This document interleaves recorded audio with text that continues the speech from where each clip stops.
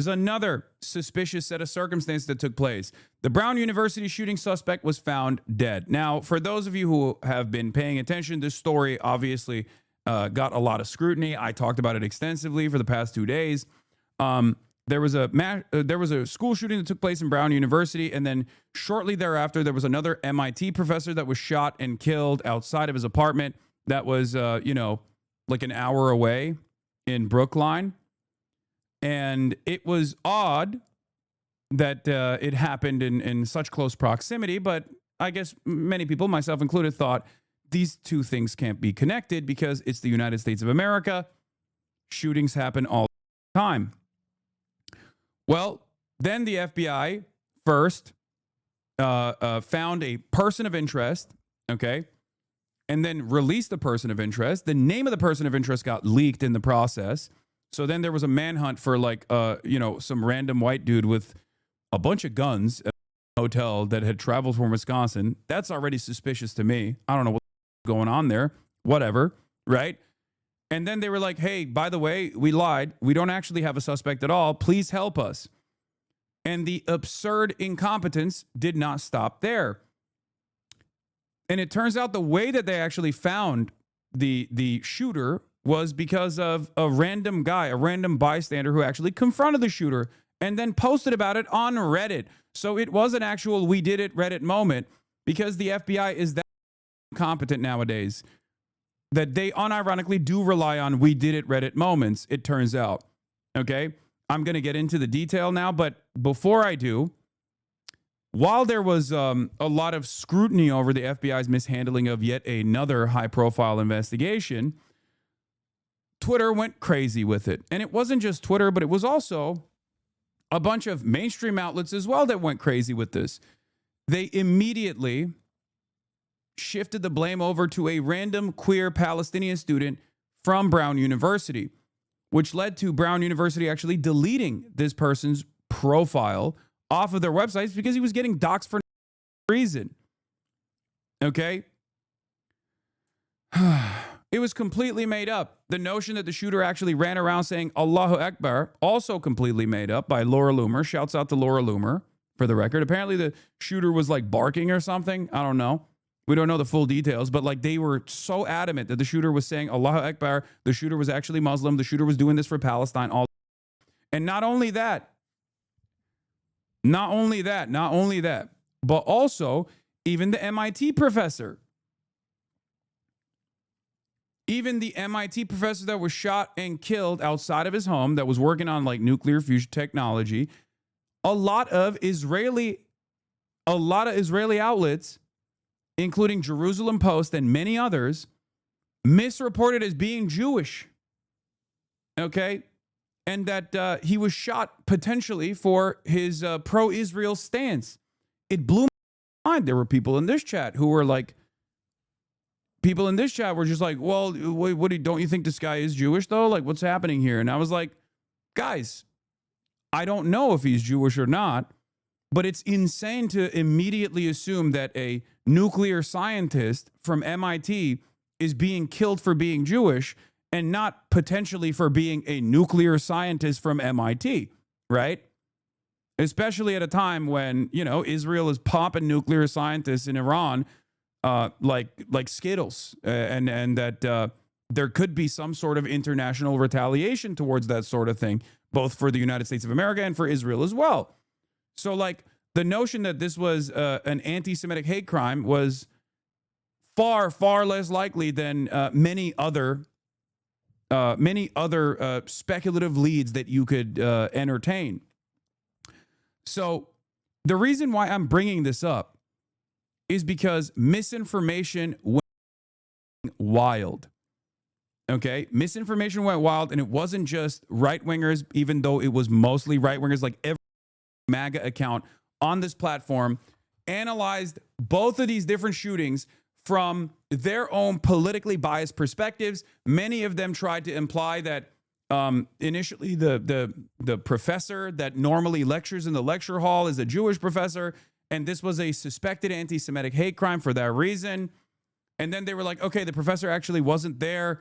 and didn't get shot, but it was actually the students that were killed. One of the students that was killed was the vice president of the college Republican club, and maybe it's a Democrat conspiracy for that reason. And then also everyone was like, oh, this is a pro-Palestine, free Palestine shooter, clearly, right? All this crazy, entirely fabricated. Not a moment was wasted. Not a moment was wasted on this. And I cannot believe it. And it probably even played a role in the leads that these guys needed, that the authorities needed to pursue the actual suspect.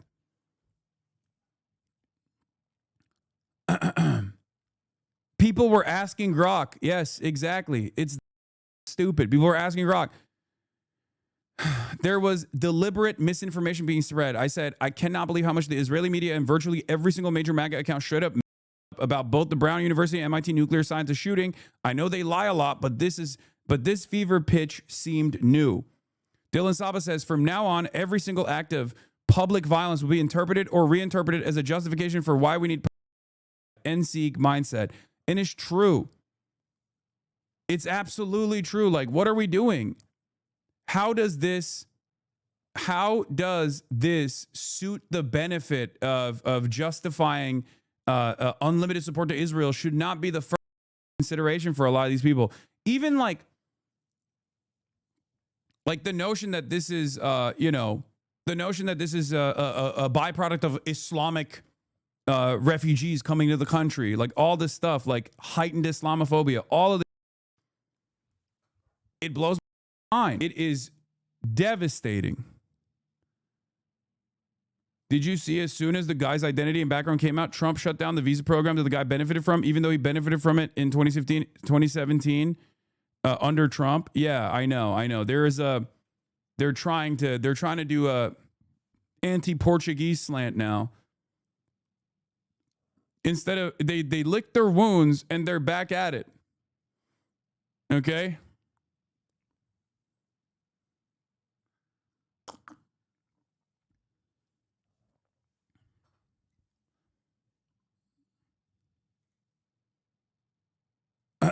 But now the strangeness doesn't stop there, because there is a strangeness with the way things have unfolded. Make no mistake.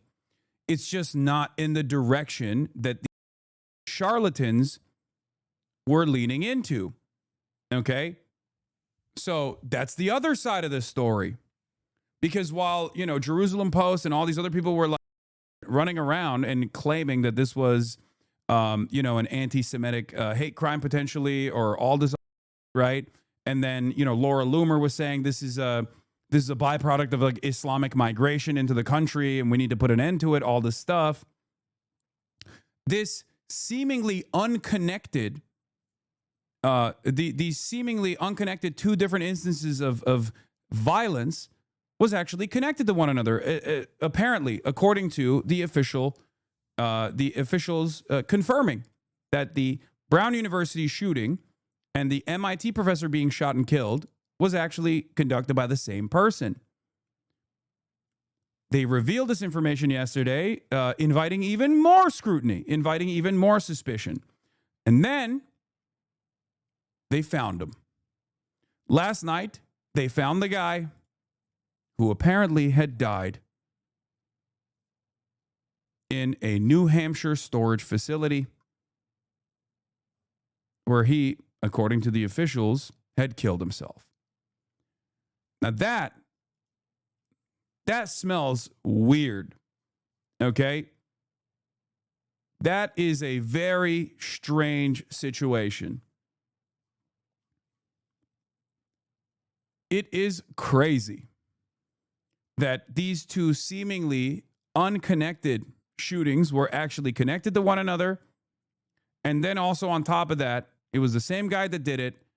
And we can't even establish like a decent motive for why he did both, except for his background.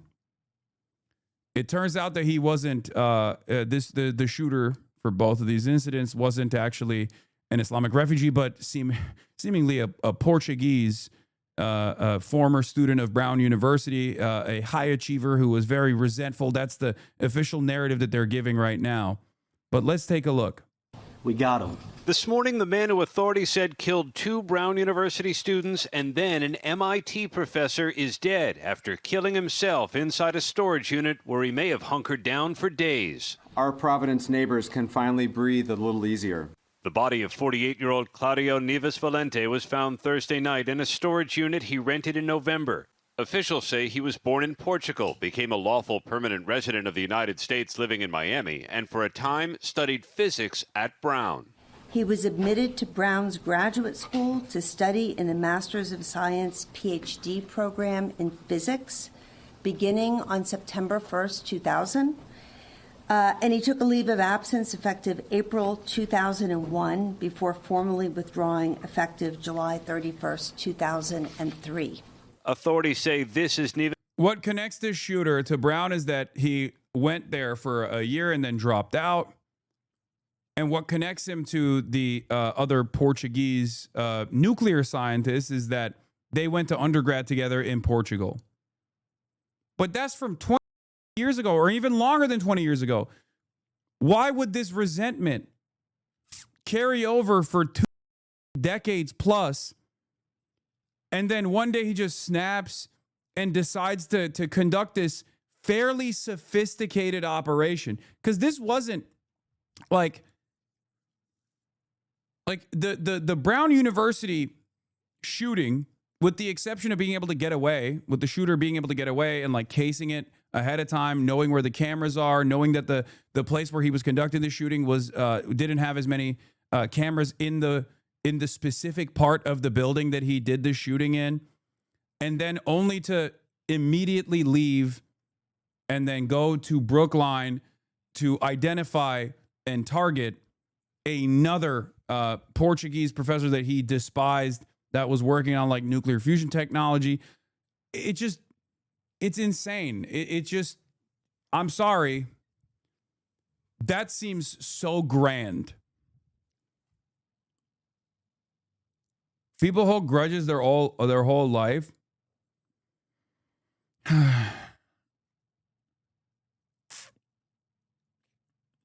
I just don't understand how this was what was the breaking point. Valente on December 1st, renting a car in Boston. The FBI said he drove to Providence the same day, and cameras captured the car near the Brown campus over the next 2 weeks. It was actually a video that provided us with a description of a vehicle.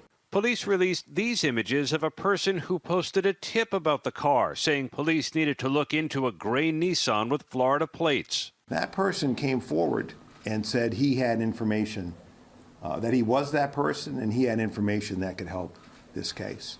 And he blew this case right open. The tipster told police he saw the suspect inside a bathroom at Brown the day of the shooting, describing the man's clothing as inappropriate and inadequate for the weather, and calling the man's skin weathered. Police said the suspect fired more than 40 rounds inside the engineering building, and 2 days later, investigators said the suspect's car was spotted in Brookline, Massachusetts, where MIT professor Nuno Lalero was shot and killed. Only this time, the car had a different license plate. At some point while he was in Massachusetts, he switched the plates on the Nissan Sentra to an unregistered plate out of Maine. Investigators said the killer also used credit cards in someone else's name and technology to prevent his phone from being tracked. He was sophisticated in hiding his tracks. That's what I mean. Like, that's what's so crazy about it. And then he just still kills himself at the end of the day when he seemingly had gotten away with it, you know? That's what's so wild, because the only tip that they got was from a homeless dude who was a Redditor, okay? That's the tip that they got. A guy who planned this out. I mean, it just, I'm sorry, man. It's just, even with that tip, they had no way of figuring out where he was. He could have gotten away. He swapped his license plates. He apparently had some way of shielding his phone from surveillance. I don't even know how.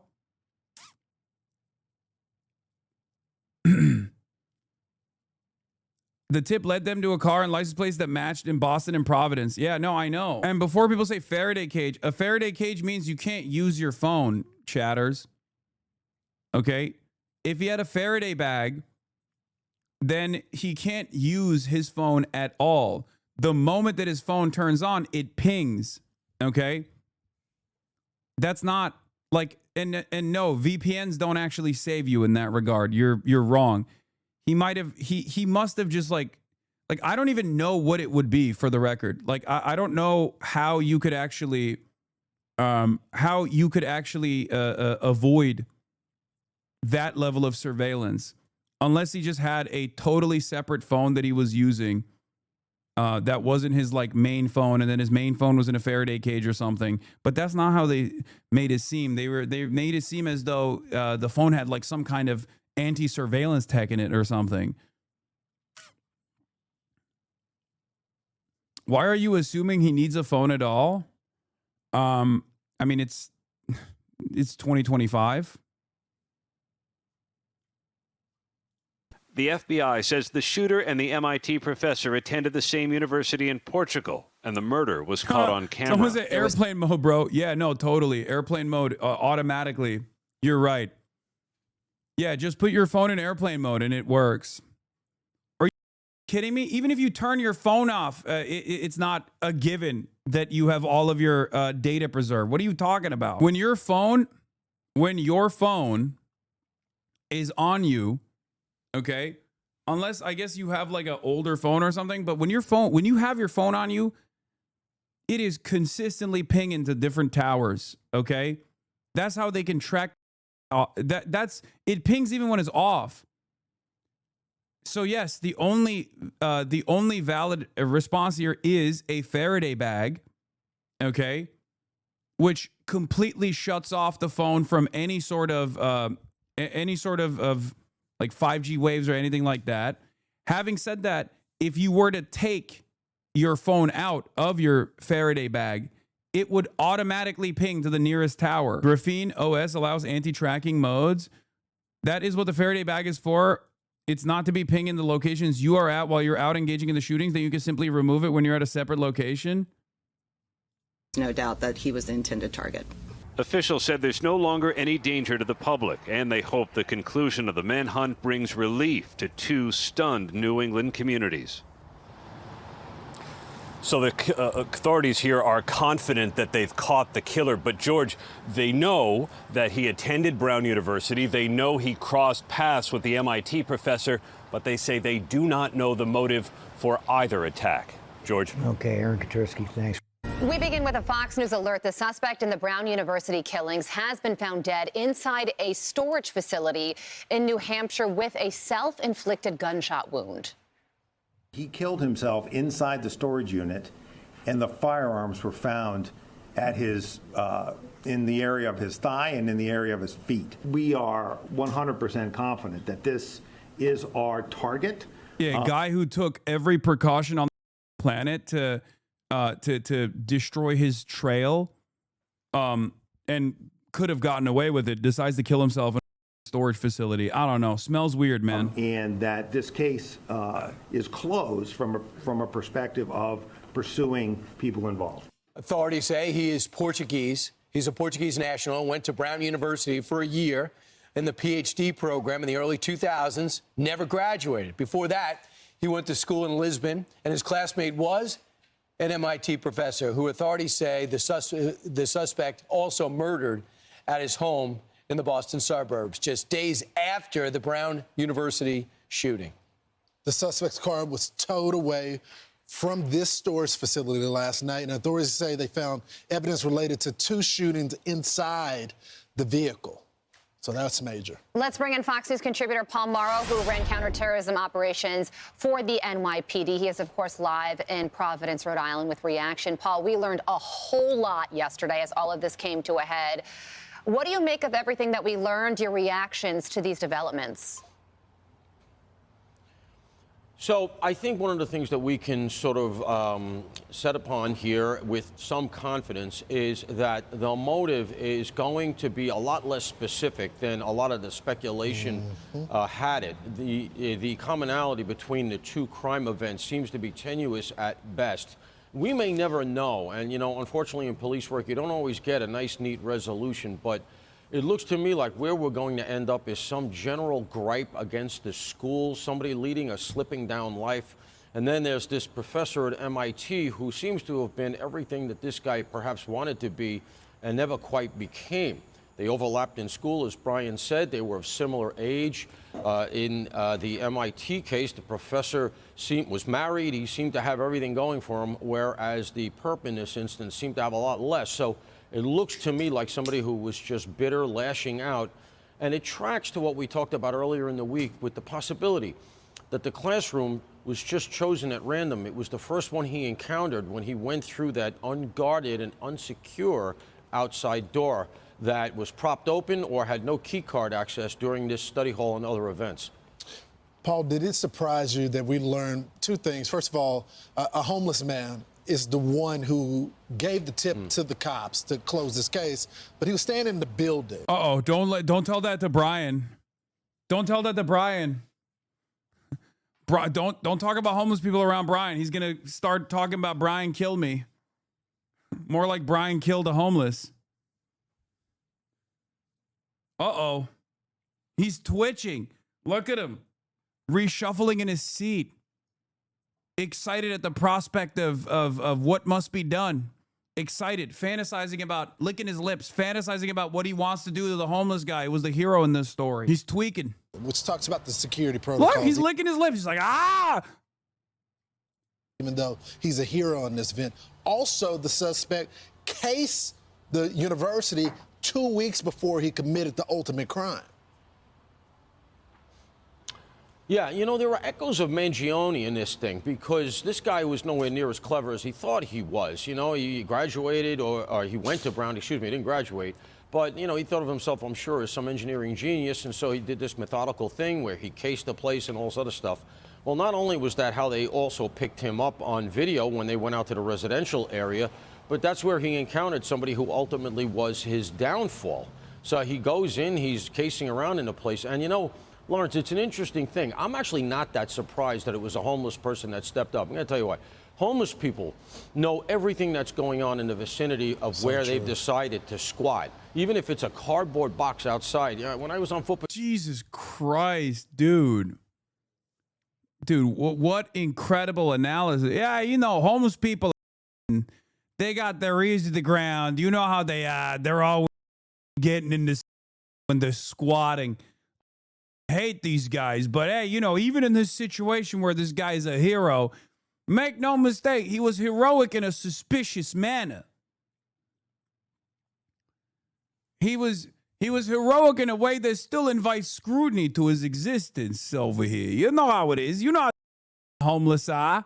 Patrol. If you buy a homeless guy a Snapple, he'll tell you everything that's going on in your patrol block in 10 minutes. He knows everything. So this guy, he did the thing that homeless people very often do. It's just funny because he thinks he's presenting this in a positive way. Homeless people, not human, but basically like a surveillance module for us police. Dude, they're actually proprietary about, as the saying goes, be it ever so humble, right? And so that's why he says, this guy doesn't belong here. Nobody knows that building like this guy that was living downstairs next to the boiler or something. Shows you how bad the security protocols were, but it does show you just a sort of human dynamic here that he felt something was off. He followed this guy. He scared the guy ran, but then he came forward, as we know now, and he's the one who allowed the police to button the whole thing up. I'm still trying to find out, did he rent that storage facility ahead of time? Did he plan on keeping things there? Was it a murder-suicide? Likely by his, we never know, but was that the plan all along, go into a storage facility and kill yourself? I would say no, and I'm not basing that on anything more than you guys know, but just the psychology, this is similar to a whole bunch of terrorism cases I had and things like that. Oh, my God. Dude, I'm sorry. One is a random happenstance school shooting, and then the other one is a targeted assassination. this guy do both and also get away with it because he was like actually invested in covering his trail? Like he was successful in covering his trail. There is just something, there is a lot here that does not add up. I'm sorry.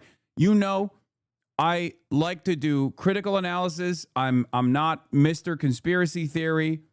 Okay. As a matter of fact, it gets quite boring around these parts like this happens.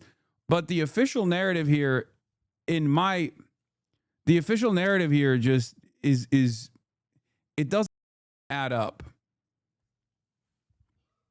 Like, here, I'll tell you like this. If he actually went to Brown University, to a specific building, to a specific room, and opened fire, and then, you know, went to another college, or if he went to Brown University and he shot a bunch of students, right, and he killed 2 of the students, and then went to another university and then shot a bunch of students and killed a bunch of students, that is at least in line with what he did at Brown University. They both tie together. Oh, this guy hates, Ivy League institutions. He has a deep resentment for Ivy League institutions because he felt like they never truly understood him, something along those lines, right? But one act of violence is very different than the other act of violence. If it was a targeted assassination in one school and then a targeted assassination down the street, then that still makes a little bit more sense. But the very fact that the level of sophistication involved in this, okay, the level of sophistication involved in the first shooting, even though the victims were seemingly random, okay, which doesn't make a lot of sense in and of itself, because a lot of these people that do pre-planning when they want to do like a school shooting, they oftentimes are not factoring in like getting away with it, right? It's a suicide by cop situation for many of these guys. They're like in the head, and the common profile in mass shootings like this is like there is a level of pre-planning involved with like getting the guns or maybe looking at the blueprints of the school or something like that. But in most circumstances, like, you're not factoring in how you're going to get out. Even if you have a plan for it, you don't actually succeed. That's why it was kind of unique. The Brown University school shooting was unique because it's one of the, if not the only school shooting that I can think of where the shooter was able to do a mass shooting, kill 2 students, and get away. Okay? Like, you could say Tyler Robinson is a similar instance, but that was an assassination, allegedly, in the hands of Tyler Robinson. 1 person was shot. Like, it wasn't like a random spray and pray situation in the way that a lot of these school shootings normally work. Happened in Parkland, right? Yes. But they very quickly figured out, guys, he didn't just get away with it. Okay, Nicholas Cruz did not get away with it. They knew who he was instantly, and they were able to apprehend him. We did not have any clue who this guy was, and we still wouldn't know who this guy is if it wasn't for a homeless guy who like was suspicious about him casing the area, and talked about it on Reddit about like connecting his car to the scene of the crime. Do you not understand how different that is than like the Nicholas Cruz incident? Anyway, there is like, I'm willing, if there's more information that's revealed later down the line, perhaps the official narrative will make a little bit more sense. But the difference in the difference in matching this to previous school shootings, random acts of violence versus the pre-planning, and also the fact that he was able to get away with the crime and then go and conduct another one, that is different. That's different than most school shootings that take place, and that's also certainly different than like even assassinations, high-profile assassinations that take place. He did all of this planning. And maybe it wasn't high-level planning, it wasn't nation-state level planning here, but he did do the recon, he walked the building, he did all of this stuff, he had the plates ready to go, he had the storage location rented ahead of time, is how the whole thing went. And so I think he thought that he had outsmarted everybody and that he was going to be able to toy with Brown specifically, with MIT, and probably with society in America at large. I think he had elevated himself to that position. He probably was monitoring a lot of the reporting and getting a kick out of it, but I think he also realized they're closing in on me, and when it was clear to him he wasn't going to get away, he did what he did. What else is in there, I don't know. I haven't heard they've recovered a manifesto or anything like that. So as I said, we may never really get a good answer as to what his motivations here were. Paul, how long does it? It's just a little weird. He was at the right place at the right time and on Reddit. The homeless guy was on Reddit. Yeah, homeless people are on Reddit. There's homeless people in my chat right now. What do you mean? Yes, homeless people have phones and have access to the internet. Usually take a coroner to determine when somebody died, and then by that determination we'll learn when he shot himself, if he even knew that police were hot on his heels. An experienced coroner will know now. Not my area of expertise, but he's got a pretty good idea now. They can tell from the lividity in the body, where the body was lying, how much blood pooled, without being too graphic here. They can look at the eyes. There are these... I think you're going down a bit of a dangerous path here and trying to make this a larger conspiracy than it is. This is America. People shoot others in the personal network all the time. No, I agree. That's the only thing that that basically... that's the number one anti-conspiracy theory thing in the United States of America, is that these things happen. I think the reason why I'm like confused by this process is because if it was two separate shooters and two separate acts, it would make a little bit more sense.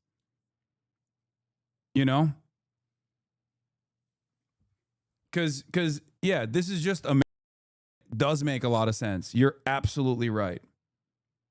Okay. And also, the other side of the story is like, who stands to gain from the assassination of the MIT, the MIT nuclear scientist, right? Because if there is a conspiracy to assassinate that person, who stands to gain from it? Why would they have done it? Who actually did it? Was it this guy that did it, and then they just like killed him? There are obviously, it's the conspiracy cannot be more far-fetched than the official narrative in these situations. Like, is it executable? So that also is another point of evidence in the direction that the official narrative is probably correct. Okay. The one critique I have of your analysis so far is that he was very clearly disturbed enough to do two shootings, one very publicly, but you can't understand why he would then kill himself. Yeah, no, I don't think it makes sense. That aspect of it actually is the most suspicious part of it, in my opinion, because a person who took that kind of meticulous care to shelter their movement, to basically be able to do this kind of stuff in a way that is so sophisticated that he was able to evade law enforcement scrutiny, with the exception of like one random encounter with a homeless person, that is a person who wants to survive. That's a person who wasn't actively trying to die in the process. Like, he literally got away. He got away and then he killed himself. Like, a person like that would have killed himself in the first shooting. Bro had nothing in his life. I can imagine someone planning to engage in a crazy plot and getting away with it, only then to realize they have no life to return to anyway. Yeah. The assassination of the MIT professor reminds me of the OpenAI assassination back in the beginning of the year. I mean, that one is more direct, though. That one is more direct. Or like the Boeing guys, right? The Boeing whistleblowers that have died under mysterious circumstances that are billed as suicide. Like, stuff like that happens, and we just kind of move on from it. And I suspect we will move on from this as well, inevitably. But I don't even know if this the MIT professor was actually responsible for like a major, like, I don't know what the extent of his research looked like. I'm just operating off of what the media had reported on previously, And that's the reason why I thought it was a suspicious death. Does that make sense? The files are out. Okay, we'll go through it. Petiche, they call, they could see the broken blood vessels. They can tell a lot just from looking. And, you know, every cop has this story, the ME. Also, paired up with the incompetence of not only this administration, but also paired up with the incompetence of our law enforcement at the federal level, things are getting extra weird. Things are getting extra weird. There are a lot of oddballs in academic STEM research. I can 100% believe this guy had imagined grudges exacerbated by deteriorating mental health. To commit the second shooting, wouldn't he have gotten away with the first? Okay, why didn't he just do the first shooting then? Why didn't he just kill the first guy and then be done with it? Why did he also go to Brown? Why did he go to Brown first? If you're trying to do a clean, if you're trying to do this clean and you have obviously put a lot of effort into getting away with it, why don't you do the first assassination first? He literally, he stopped backseating. I'm just saying it doesn't make sense. Am I crazy? Towns around the country, sometimes without even being a doctor, whether or not it is. You're trying to rationalize the actions of an irrational man? No, you guys are falling into the trap of the insanity plea trap, as I like to call it, okay? Premeditated, okay, listen. Not only was this premeditated, but it was also very clearly mapped out, okay? There is a tremendous amount of rationality here. This wasn't an irrational person snapping, okay? Or having like an extended fucking, extended like psychotic episode or something. The fuck are you talking about? That's not, that is what, this was deliberate, targeted, meticulously executed.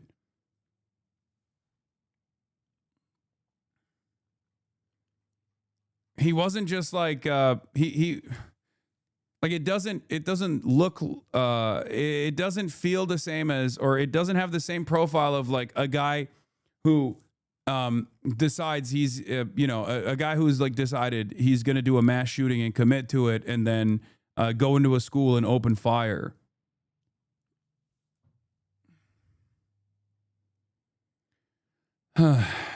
Inside one PDF, 15 pages out of 23 are redacted fully. Suspicious or not, there's a lot of slippage there, but I can guarantee you that's not going to happen in this case. By now, they have a pretty good idea of when he did it. They know how he did it, obviously. And I think that one of the things they're going to be looking at here, aside from in the digital world, to see if he's in contact with other people, etc., but they're going to be looking at ballistics here. And here's why I go to that. I don't see how, if he used the same gun in both instances, they didn't connect the ballistics from MIT to Brown instantaneously. Now, the task force was competent. I don't care what anybody says. Once they got rolling after that false lead by Monday, they were moving good. So they would have done that. This guy is right, by the way. Either he used one gun one place and one in the other, or he had other guns we don't know about. I would be curious to see how the ballistics come back. But at the end of the day, what I'm getting, and I don't mean to be too graphic, I'm getting a bitter loner loser. Slipping down life. We used to call it in the terrorism world loser to lion, because he wanted to make his mark in the world. He wanted to be somebody. ISIS knows how to play on that. I'm not suggesting he was in touch with ISIS, but that's the same phenomenon. And I think that he just came up here to lash out at something he felt failed him. Yeah. So, Paul, do you, I was going back and forth with some friends, some buddies that's still on the job, and they had the theory that this guy was going to continue, but he felt the cops closing in. Have you heard anything from your sources about that? No, I haven't heard anything that would be. What does ISIS have to do with this? He's just saying that ISIS knows how to lean into people that are experiencing like specific gripes to activate like lone wolf style shooters. That's what he's saying. He even admits that ISIS seemingly had nothing to do with this.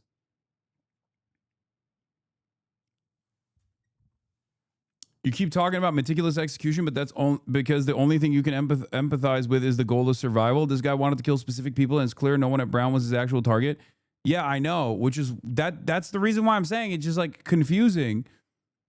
If he actually killed a specific person in Brown and then killed a specific person from MIT, then it makes more sense. Or if he actually did a school shooting style, like random act of violence in Brown, and then did a school shooting style random act of violence at another school down the line, then that also makes sense. But the fact that he did a random act of a random school shooting style random act of violence and then did a very specific assassination, that's the reason why I'm confused by the details of this. I don't know why you think it's so crazy that someone could do both. It just doesn't make a lot of sense. Usually you wouldn't mix things up like that.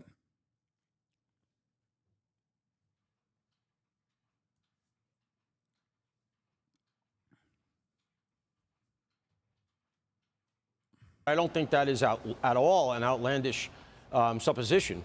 In light of the fact that, as I said, he did all of this planning. He had at least 2 guns. He moved up here. Remember, he was in Miami. He moves up here to New England in the winter. It's kind of a reverse migration, right? And he does all of this stuff. He gets the apartment. He gets the storage location. He's got the 2 guns, which they're going to look at where and how he got them. He does the casing at a location for upwards of 2 weeks, according to what we're hearing. He went in and out of the building. All of this stuff tells me that he wanted to get away with it. This was not a suicide mission, let's be clear.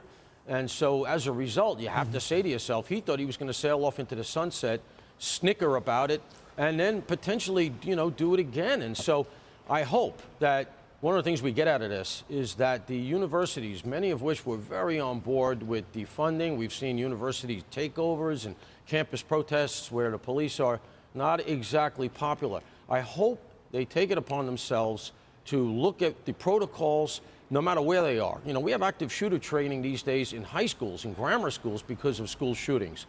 The faculty and the students in these Ivy League schools, they're not immune to this no matter how much they think they are. And so if there's anything that comes out of this that's good, they got to do a hot wash here and say to themselves, are we in the same position? Because this was just a target waiting to happen.